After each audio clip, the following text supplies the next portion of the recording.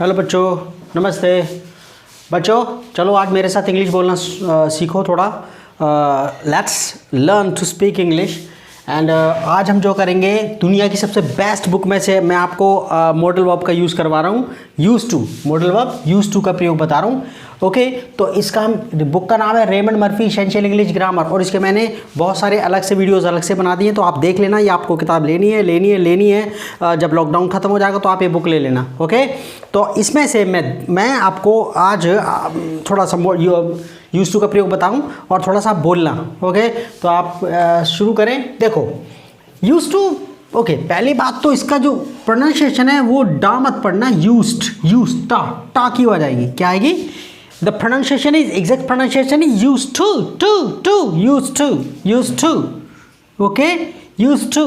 हाँ, अच्छा, अब जरा बात करें कि ये मॉडल वर्ब किस काम के लिए यूज़ होता है। तो जब आपको ये डिनोट करना होता है, जब बताना होता है कि कुछ हुआ करता था पास्ट में, but it does not happen any longer. ये अब नहीं होता, पहले होता था। मैं वहाँ जाता था लेकिन अब नहीं जाता। पहले मेरे पापा सिगरेट पीते थे शादी से पहले, अब नहीं पीते, मम्मी ने छुड़वा दी। तो ऐसे वाक्य के लिए मैं वहाँ काम करता था, मैं वहाँ काम करता था लेकिन अब नहीं करता। मम्मी के लंबे बाल हुआ करते थे लेकिन अब मम्मी ने छोटे बाल रख लिए। तो आप इसके लिए आप यूज टू का प्रयोग करते हैं। तो बुक अब शुरू करें। ओके, तो use to, I use to go there, मैं वहाँ जाया करता था। तो यहाँ मैंने सब्जेक्ट ये लगा लिया।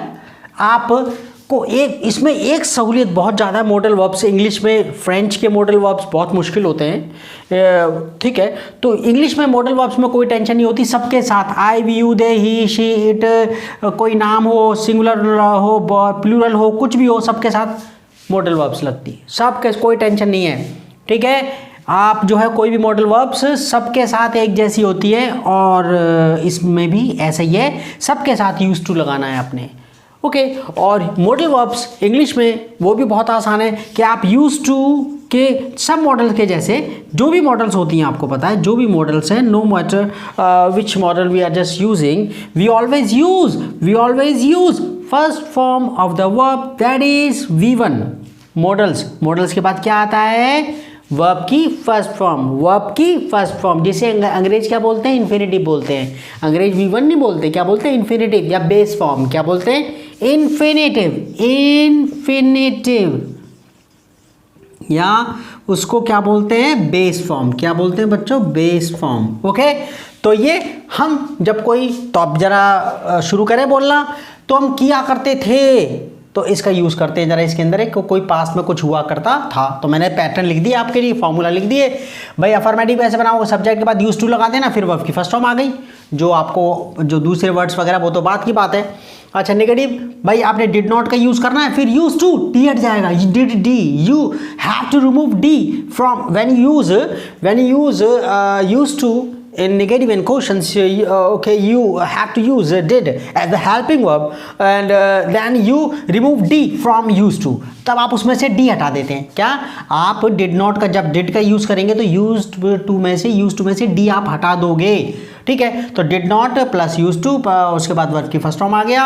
और yes no क्वेश्चन कौन से क्वेश्चन होते हैं? जो कि हिंदी में क्या से शुरू होते हैं, किससे? क्या से शुरू होते हैं, और इंग्लिश में हमेशा हेल्पिंग वर्ब या मॉडल से शुरू होते हैं। तो यहाँ पर यस नो क्वेश्चंस कौन से होते हैं? जो हिंदी में क्या से शुरू होते हैं, जो हमें हिंदी में कैसे शुरू होते हैं? क्या से। क्या आप वहाँ जाते हो? क्या तुम वहाँ जाते थे? क्या तुम्हारे लंबे बाल हुआ करते थे? क्या तुम्हारे पापा तुम्हें पीटा करते थे? हिंदी में ऐसे बनाते हैं और इंग्लिश में हेल्पिंग वर्ब। तो इसमें डिड पहले आ जाएगी सब्जेक्ट से पहले, और फिर आपने यूज टू लगाना है। क्या लगाना है? Use two plus V1 question mark, ठीक है। और यहाँ पर WH question, WH family, but WH family पहले लग जानी। WH फैमिली प्लस डिड और सब्जेक्ट प्लस यूज टू और प्लस में V1 और फिर question mark. That's all, quite easy. मतलब आपने जो है यूज टू, तुम्हारा जो है ना, डिड सब्जेक्ट से पहले आएगा, फिर यूज टू लगेगा, फिर वर्ब की फर्स्ट फॉर्म लगेगी। ओके, गॉट इट, ठीक है। तो WH फैमिली मतलब what, when, why, where, question words, what, when, why, where, how much, how many, what, ठीक है, जो भी आपका है। तो कहता है WH फैमिली, तो WH फैमिली डिड से भी पहले आ जाएगी। किससे पहले आ जाएगी? डिड से भी पहले आ जाएगी। और फिर आपने सब्जेक्ट लगाना, फिर यूज्ड टू लगाना, फिर वर्ब की फर्स्ट फॉर्म। तो सेंटेंस शुरू करें बोलना। ओके रेडी, बोलो, आप मेरे साथ साथ बोलना है। ओके, माई मदर, मेरी mummy, my mother used to beat me, मुझे पीटा करती थी। बीट मतलब पीटना होता है। मेरी मम्मी, ठीक है, बीट मी, मेरी मम्मी मुझे पीटा करती थी। My mother used to beat me, my mother used to beat me, बोलो, my mother used to beat me, मेरी मम्मी मुझे पीटा करती थी। ठीक है, मेरी मम्मी मुझे पीटा करती थी। तो अब आपने नेगेटिव बनाना है। क्या बनाओगे आप? पहले एक दो पॉजिटिव बना लेते, इसी का ही नेगेटिव बनाते। मेरी मम्मी मुझे मारती नहीं थी, अब मारती है। तो यहाँ पर ये कि मम्मी मुझे मारा करती थी लेकिन अब नहीं मारती, और मैं नेगेटिव में कहूँगा मम्मी मुझे नहीं मारा करती थी लेकिन अब मारती है। ओके ना? तो my mother used to beat me, मेरी मम्मी मुझे पीटा करती थी। तो कहता माई मदर, नेगेटिव बनाओ, my mother did not, first form लगाएंगे यूज्ड टू, ठीक है, used to beat me, verb की फर्स्ट फॉर्म, बीट मी, मुझे नहीं पीटा करती थी लेकिन अब पीटती है। लेकिन इसका मतलब क्या है? My mother did not use to beat me. Okay, it was her habit, it was her usual conduct that she was in the habit of just beating me daily. मतलब पीटा करती थी मेरी, जैसे मेरे को अब ये daily, my mother did not use to beat me daily. अब डेली भी लिख दूँ, मज़ा आ रहा सेंटेंस में, ठीक है ना? My mother did not use to beat me daily, मेरी मम्मी मुझे रोज नहीं पीटती थी लेकिन अब पीटती है। क्वेश्चन और बनाओ। क्वेश्चन, क्या तुम्हारी मम्मी तुम्हें रोज पीटती थी? तो डिड आएगा। क्या आएगा? डिड योर मदर, फिर भाई डिड योर मदर सब्जेक्ट हो गया, your mother use to beat you daily. क्या तुम्हारी मम्मी तुम्हें रोज पीटती थी? ओके, और ये रहा। और WH फैमिली वाला हो तो वो WH फैमिली पहले आ जाएगी, जैसे वाई, तुम्हारी मम्मी तुम्हें रोज क्यों पीटती थी? तो वाई, बिल्कुल वही रखना है आपने।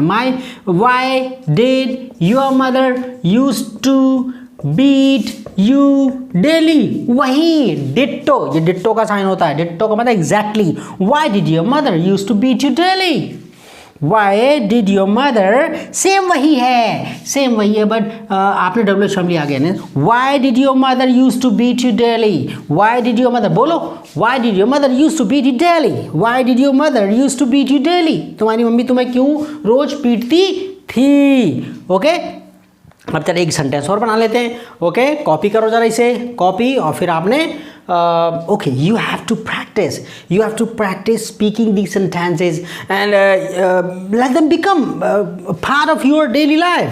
तो आप अच्छा देखो इसमें अंदर ये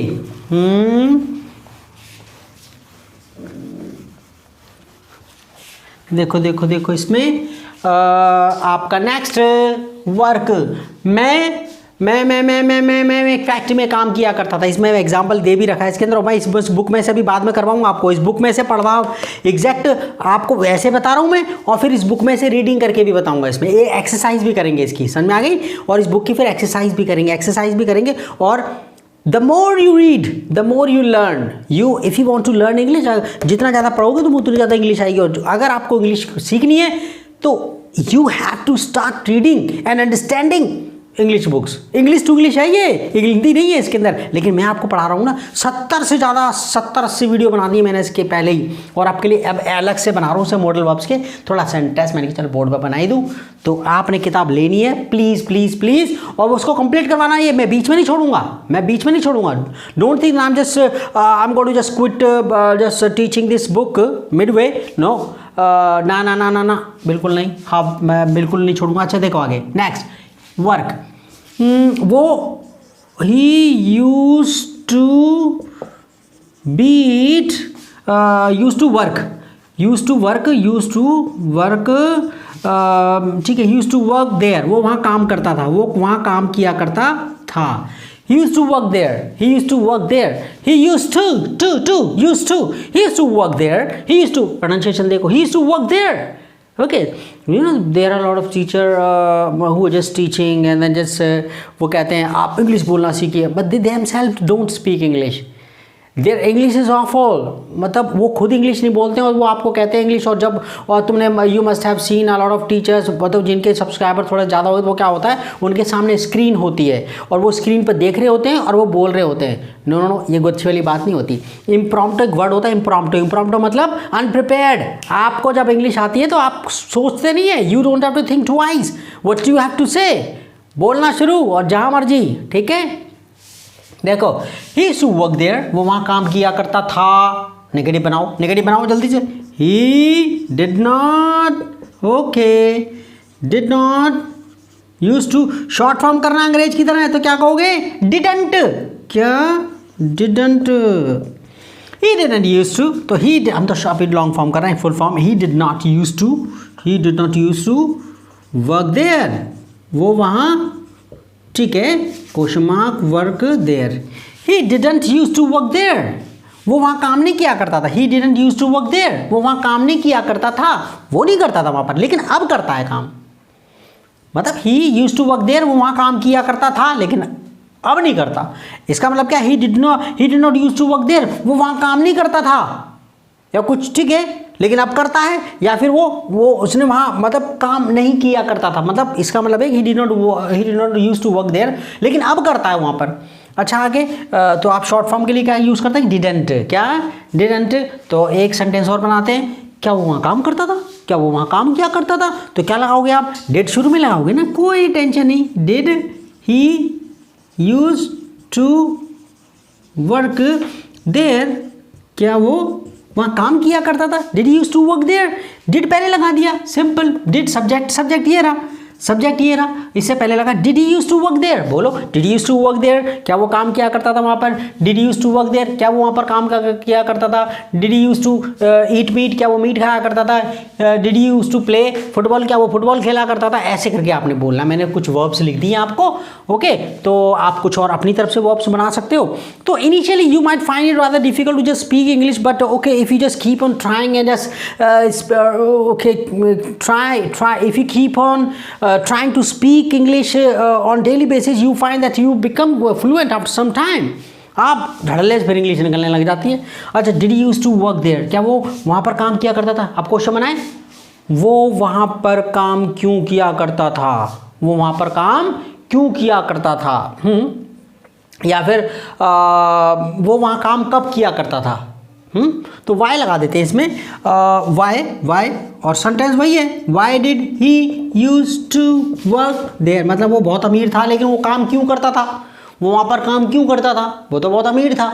अगर सेंटेंस को अगर वाई करके देखें, वाई डिड ही, सेम ऐसे, ये सेम, देखो ना, डब्ल्यू फैमिली पहले लग जाती है, बस डिड से पहले, और डिड कहाँ आएगा, सब्जेक्ट से पहले। ये हमें याद रखना है क्वेश्चन बनाने के लिए। कोई सा भी टेंस हो, कोई भी मॉडल वर्ब्स हो, what is the pattern, you just have to do, you have to use the helping verb before the subject. You have to use the helping verb before the subject, then the modal verb or the main verb, जो भी आपको verb वगैरह है वो आपने यहाँ रखनी होती है फिर बाद में। ओके, तो आपने कहा why did he used to work there, वहाँ काम क्यों किया करता था। ठीक है, तो यहाँ पर हमारे पास ये हमारे पास सेंटेंस आ गया, नेगेटिव बनाना है, वो वहाँ काम क्यों नहीं करता था वो, तो इसमें आप क्या करोगे, तो इसमें नॉट कैसे, why did he not, why did he not work there, वो वहाँ काम क्यों नहीं करता था। Why did he not work there, why did he not work there, वो वहाँ काम क्यों नहीं करता था। नॉट लगाना है तो आप इन दोनों को शॉर्ट फॉर्म कर दो, तो इसको शॉर्ट फॉर्म कहते हैं, ठीक है ना। Y didn't he, Why didn't he work there? एक टीचर है, वो कहता है welcome back, I am your Dharmendra sir, and मतलब ये कि उसका बोला था I am your Dharmendra sir, I am from, मतलब यार he can not speak English and he says that he can just teach, he has taught a lot of students, shame on them.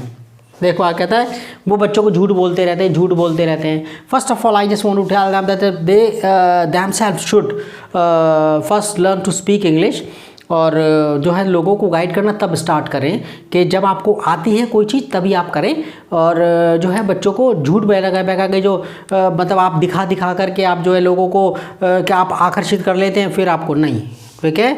लेकिन ये वाली बात है, अभी मेरे in the beginning I might okay it's for sure it's okay it's true that I don't have many subscribers, but लेकिन मेरे को इतना पता है कि जब अब YouTube का यूज़ होना अब 2-3 साल पहले स्टार्ट हुआ है, आज से 10 साल बाद पहले 10 साल बाद जब इंग्लिश का जब लेवल बढ़ जाएगा लोगों का, then they will start watching the videos the kind of videos I make.